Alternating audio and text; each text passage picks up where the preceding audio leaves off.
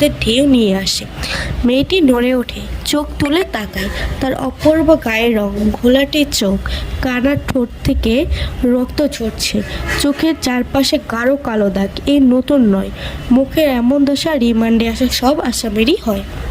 তুষার মুখে প্রকাশভঙ্গি ভাগের অবস্থানে রেখে পুনরায় প্রশ্ন করল, মা বাবাকে মনে পড়ে?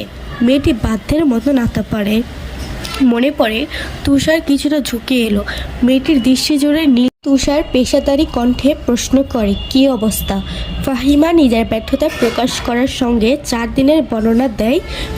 তুষার বহুদর্শী চোখে মেয়েটিকে দেখলো। তার চারপাশে ঘুরতে ঘুরতে ফাহিমাকে বলল, আপনি আসুন।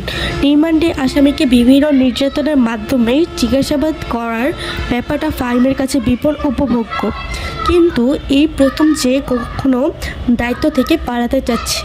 ফাহিমা হাফ ছেড়ে বেরিয়ে যায়। তুষার একে চেয়ার টেনে মেয়েটির সম্মুখ বরাবর বসে, ঠান্ডা গলায় বলে, আজই আমাদের প্রথম দেখা। সামনে মানুষটা যেভাবে ছিল সেভাবেই রইল, কিছু বলল না, তাকালোও না। তুষার বলল, মা বাবাকে মনে পড়ে? মা বাবার শব্দ দুটি যেন নিস্তব্ধ তীরে সমুদ্রের ঢেউ নিয়ে আসে।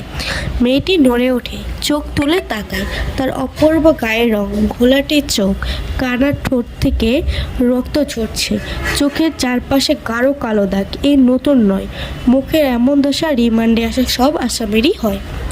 তুষার মুখে প্রকাশভঙ্গি ভাগের অবস্থানে রেখে পুনরায় প্রশ্ন করল, মা বাবাকে মনে পড়ে?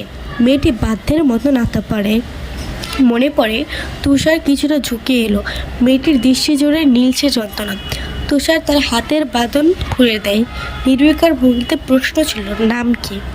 মেয়েটির নাম সহ খুঁটিনাটি সবই জানে তুষার, তবুও জিজ্ঞাসা করলো। তার মনে হচ্ছে অপর পক্ষ থেকে উত্তর আসবে।